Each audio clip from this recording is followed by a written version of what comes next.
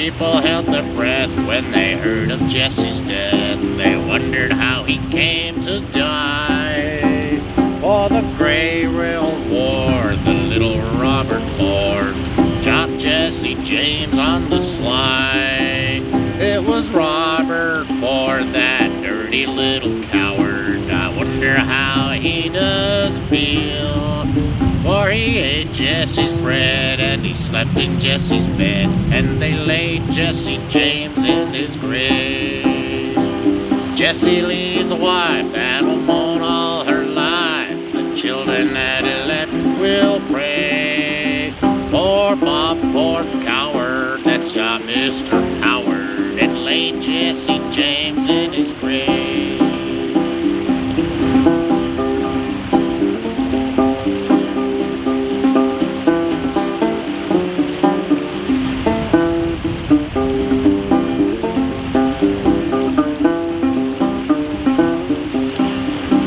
Jesse was a man, a friend to the poor. Never seen a man suffer pain. But with his brother Frank, they robbed the Springfield Bank and stopped the Glendale train. It was his brother Frank that robbed the Gallatin Bank and carried the money from the town. It was in this very place they had a little chase, and they shot Captain Sheets to the ground.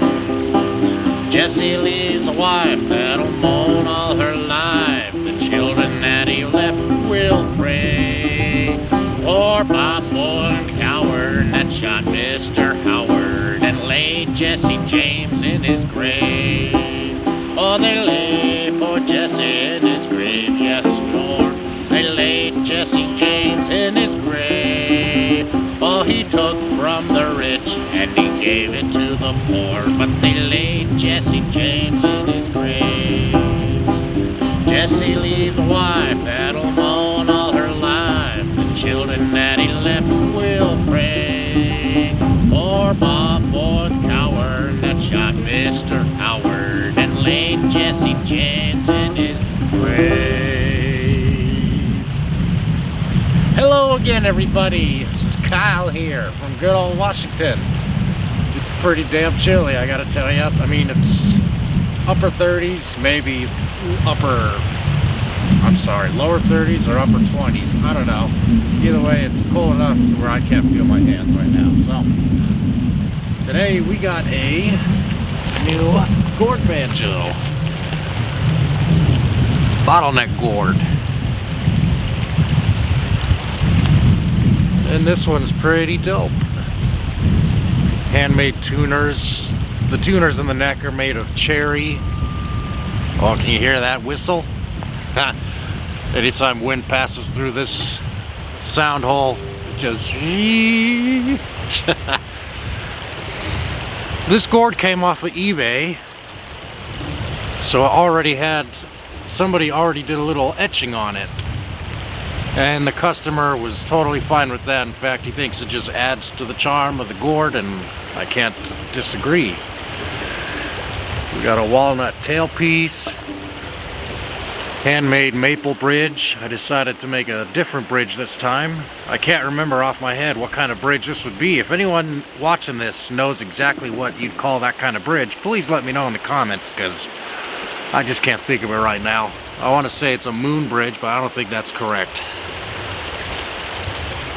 But anyway, we got flush frets, walnuts, along with walnut dot inlays as well. That nut, let's see, yeah, that nut is actually a piece of maple that I just permanent markered to look like ebony.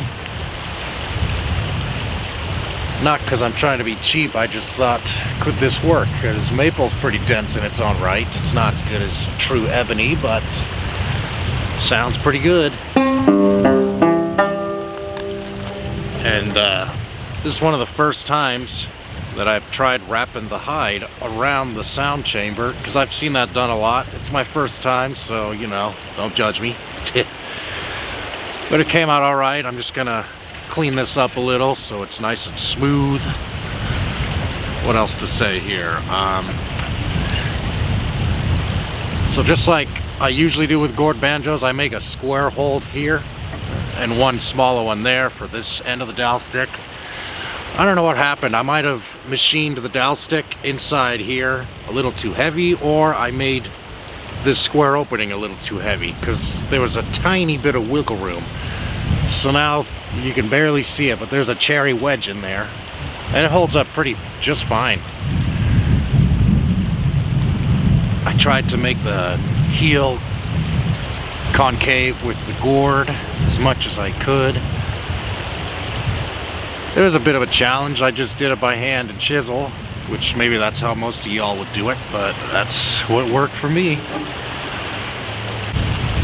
And I will say, if anyone wants a gourd banjo made by me, I'm just gonna let you all know right now, these bottle gourds, for whatever reason, is like finding a needle in the haystack. I don't know why, but if anyone wants a gourd banjo, it's gonna have to be something other than a bottle gourd, because like I said, I searched night and day for this guy, which is just barely big enough. I mean, you can make them as small as you want, but it's just barely big enough for me to say that makes a good gourd banjo. It's about in the same height as mine, just not as, you know, big or as thick-walled. And because it's not so thick, I coated the inside with a thin layer of fiberglass resin. I didn't want to have to do that because these things sound much better if you don't have something as solid as that inside, but for the sake of, you know, stability, didn't want this to crack because like I said, I searched far and wide for one of these. I thought it was necessary, which honestly doesn't sound that bad.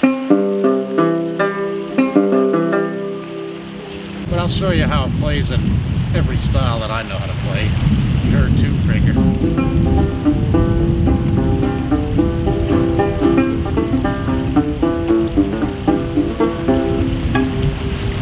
So here's a little bit of overhand.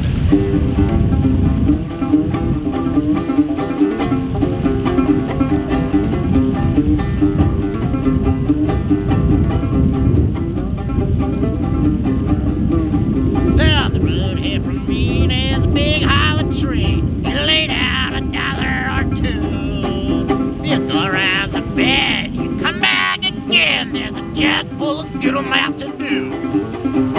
Call it that old MountainDew. I'm not refusing or few. I'll shut up my mug if you fill up my jug with some good old MountainDew.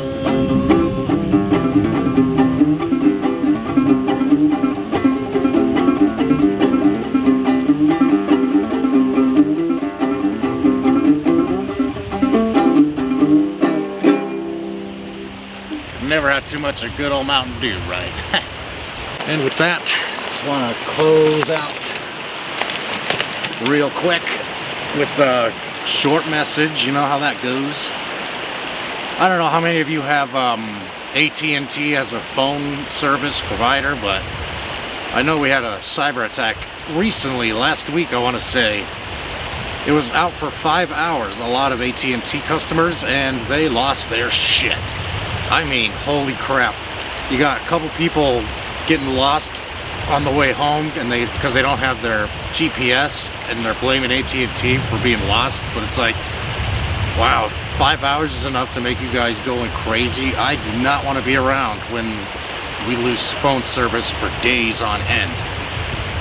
And don't fool yourself. If it's able to happen for 5 hours, that's just a test. It'll definitely happen way worse.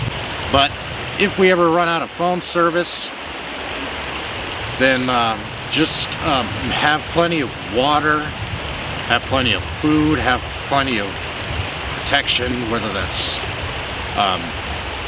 ammunition.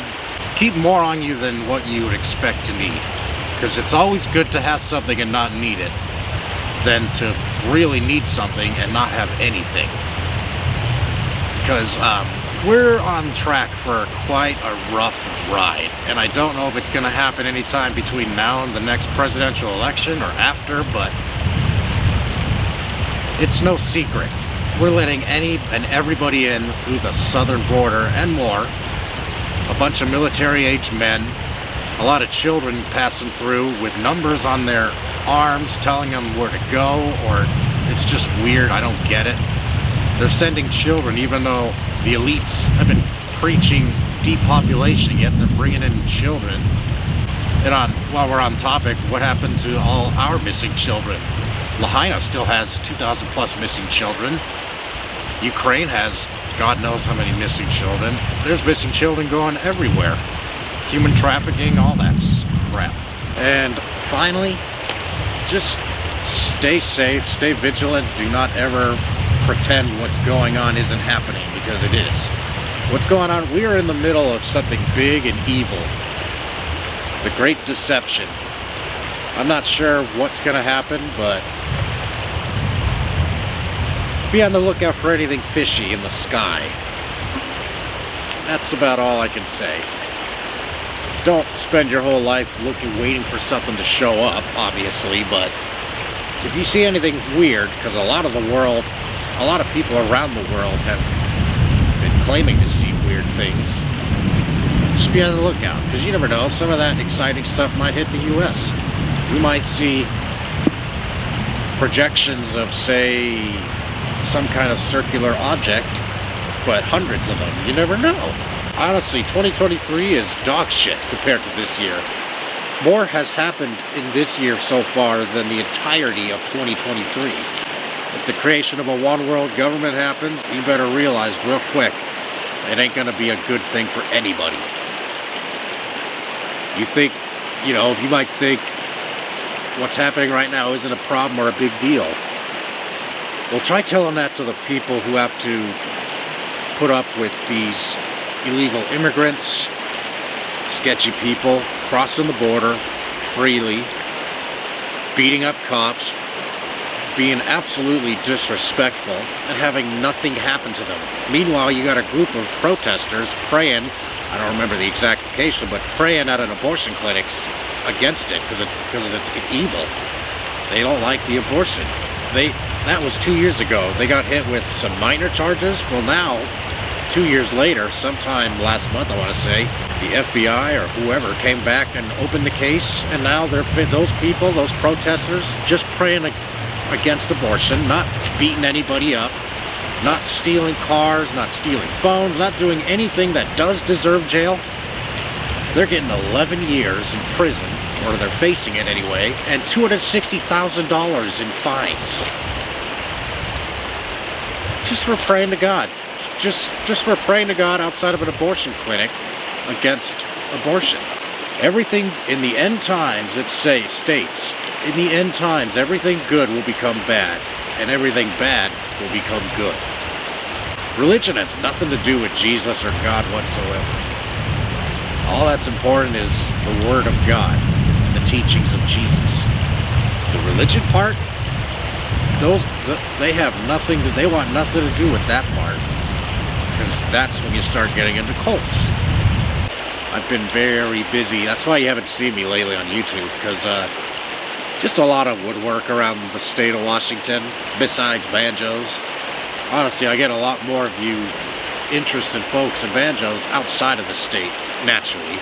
But mostly it's been cabinet installs or trim work or building walls or sheds. And with that, after my long-winded, boring talk,